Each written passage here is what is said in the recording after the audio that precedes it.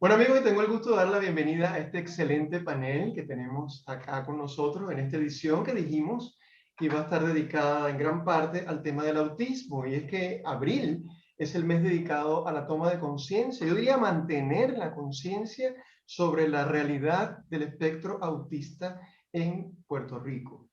Y precisamente me gustaría presentar al grupo, pero me voy a permitir presentarlos individualmente. En general, dar la bienvenida. Bienvenidos a Tu Salud Informa. ¿Cómo están? Gracias por la Saludos, invitación. Julio. Un gusto tenerlos Bien acá con contento de nosotros. estar aquí.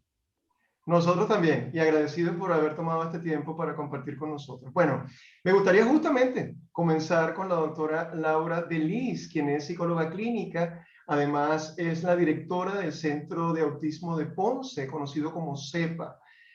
Doctora, ya este centro tiene como, ¿cuánto? 15 años, oye. 14 años 14 cumplimos este años. año. Felicidades, qué bien. Bueno, doctora, pero justamente acabo de mencionar en la presentación el término de espectro autista. Me encantaría que por favor nos ayudara para algunos refrescar el concepto, para otros quizás conocerlo. ¿De qué se trata espectro autista? Sí, la palabra espectro, ¿verdad? Describe a este desorden o trastorno del neurodesarrollo, ¿no? Por la extrema variabilidad que existe en síntomas o en fenotipo, ¿verdad? En la presentación de este trastorno. ¿No? De tanto que decimos que cada caso es único.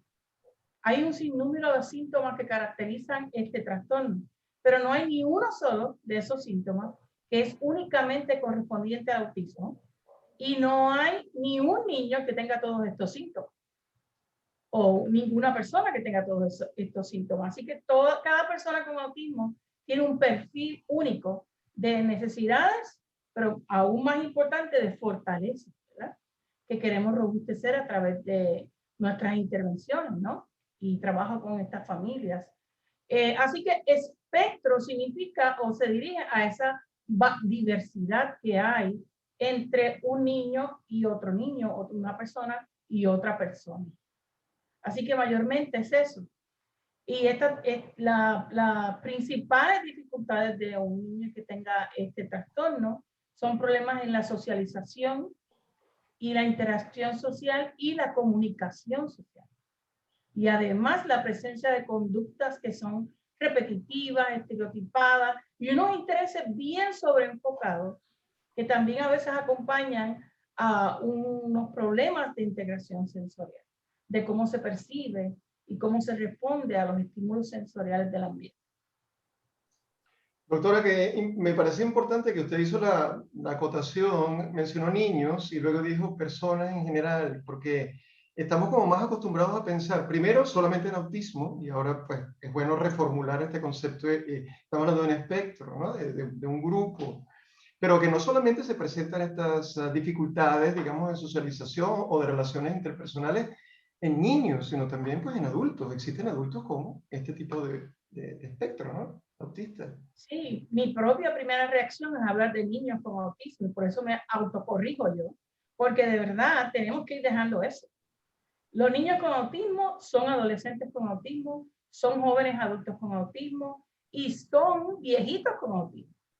Y de verdad tienen muchísimas diferencias en sus necesidades y tenemos que seguir trabajando. Nos queda muchísimo por hacer para poder tener programas y servicios que respondan a las necesidades de diferentes etapas en la vida. El autismo usualmente es algo que va a acompañar a una persona a través de su vida. Y a través de su vida sus necesidades cambian y necesitan unos apoyos diferentes. Definitivamente. Y justamente de eso quisiera luego al final, doctora, volver con usted, pero ahora me gustaría moverme a conversar y saludar al doctor Simón Carlo. Él es genetista con muchísima experiencia justamente en este campo de los trastornos relacionados al espectro autista. Doctor Carlo, bienvenido nuevamente. Lo hemos tenido antes en el programa. Sí, saludos, gracias por la invitación. La gran pregunta, doctor, que mucha gente se hace, ¿de dónde?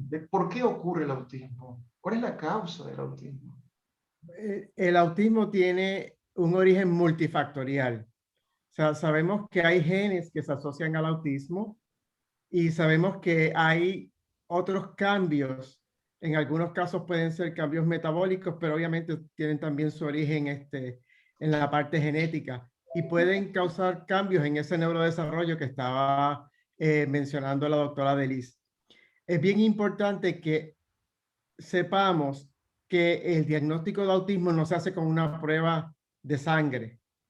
Y en muchos casos, pues van preguntando, ¿verdad? Los padres van y preguntan, pues mira, ¿qué me puedo hacer para el diagnóstico de autismo? Yo vengo aquí para que me diagnostiquen autismo, pero yo siempre les digo, pero la realidad del caso es que debe haber una evaluación multidisciplinaria e interdisciplinaria que nos lleve a ese diagnóstico. Ciertamente, eh, hay genes asociados a autismo. Pero si nosotros buscamos lo que se llama un ideograma, que no es otra cosa que un perfil genético de los genes en los cromosomas, podemos ver que en esos ideogramas, el ideograma que tiene que ver con los genes de autismo es bien parecido al ideograma que tiene que ver con los genes que causan retraso en el desarrollo del habla, problemas de aprendizaje, problemas de comportamiento. Son genes que son básicamente, o sea, son los mismos genes que causan las mismas condiciones. Lo que no sabemos es exactamente por qué en algunos niños se manifiesta de una manera o en unos pacientes se manifiesta de otra, ¿verdad? Volvemos otra vez al tema de los niños y habíamos comentado que esto dura para toda la vida, o sea, no es solamente durante la niñez. Actualmente hay paneles de genes que se pueden hacer, pero uno tiene que tener mucho cuidado porque estos paneles están descritos en ciertas poblaciones, ¿verdad? Y a lo mejor pues esa no es nuestra población, son poblaciones a lo mejor en Estados Unidos.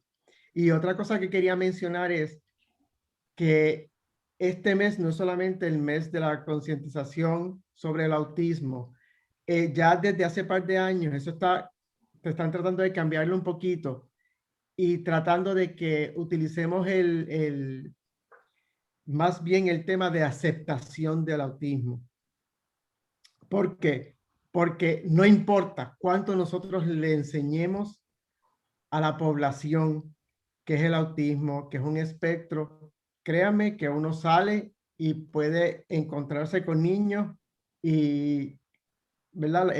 La población a veces hace comentarios que están un poquito fuera de contexto, Claro, ¿verdad? claro. Y no entienden que ellos reciben el estímulo, lo procesan y tienen una respuesta completamente diferente a lo que a lo mejor otros niños o otros pacientes típicos tienen. O como, ¿verdad?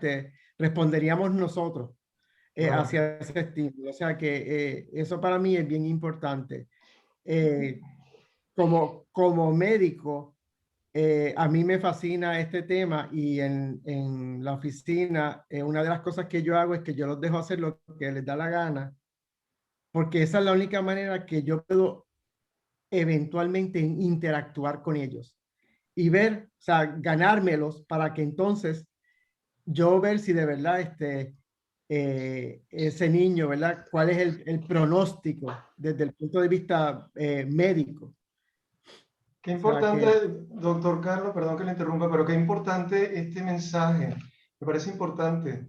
Ya no solamente la preocupación de que exista el espectro autista, porque ya pues, está sobre la mesa, aunque creo que sí hay que seguir hablando de ello, pero es cómo a nivel quizás del colectivo podemos comenzar a ver esta situación y entender, quizás ayudar más a entender a la sociedad en general de que es un estilo diferente, es una forma de ver el mundo distinta a la que y procesar lo que vemos del mundo diferente al resto de las personas. Y eso les marca una diferencia. Y debo decir entonces, y me voy a permitir moverme a nuestra próxima integrante del panel, de que precisamente esto puede ser un gran reto cuando estamos hablando de el día a día, de la vida, de lo práctico. Y es que con nosotros en este panel está la doctora Yolanda González. Ella es odontóloga, dentista infantil, pero además educadora y trabaja precisamente en la Universidad de Puerto Rico y es, además, tiene estudios en educación especial específicamente en autismo, pero creo que además de todo ese background que tiene, pero creo que lo más valioso para nosotros en este momento es decir que es madre de un joven diagnosticado con autismo. Y debo decir que este diagnóstico, o por lo menos él tiene ya 28 años. Yo diría, Yolanda, desde 28 años para acá, ¿hemos cambiado socialmente con No, respecto al tema? ¿Cómo comparte su enormemente. perspectiva? Sí, hemos cambiado enormemente. Cuando mi hijo comenzó, obviamente, y tengo que decir que yo partí desde el privilegio, ¿verdad? Yo tenía una preparación que muy poca gente tiene. Yo hice estudios graduados en el Rose Kennedy Center for the Handicap en la ciudad de Nueva York. Así que el destino de alguna forma me preparó para esta situación y no es lo que enfrenta la gran mayoría de las personas. Cuando nosotros empezamos a identificar cambios en mi hijo, nos movimos inmediatamente, tenía 2 añitos, a buscar asistencia para él y no fue hasta 2 años más tarde que finalmente nos dieron el diagnóstico. Pero tuve una batería de profesionales acompañándome en este proceso que fue maravilloso, que me respaldaron mucho y recuerdo que el doctor Miguel Valencia me dijo, ¿qué tú estás haciendo? Y yo le expliqué lo que yo estaba haciendo y me dijo, sigue haciendo lo que estás haciendo porque de alguna forma está funcionando. Así que para mí fue bien satisfactorio tenerlo a él a mi lado y todavía pues nos acompaña en el comité timón de la ley vida.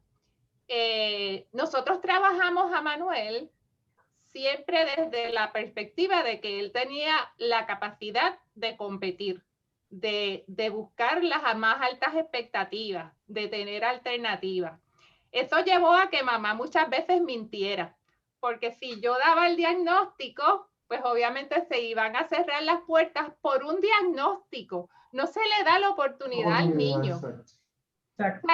Y eso para las madres es la verdad que le destroza a uno el corazón. Así que yo le decía a papá Dios, perdóname, pero ¿sabes? Yo aquí, así que cuando yo llegaba con él a un sitio me decían, él tiene algo, y yo sí, problemas del habla. Así que como eso todo el mundo lo acepta, o ADD, todo el mundo te lo acepta, pues entonces yo lamentablemente pues lo hacía así, pero lo que procuraba era darle oportunidades para que él pudiera continuar su desarrollo, para no cerrarle puertas.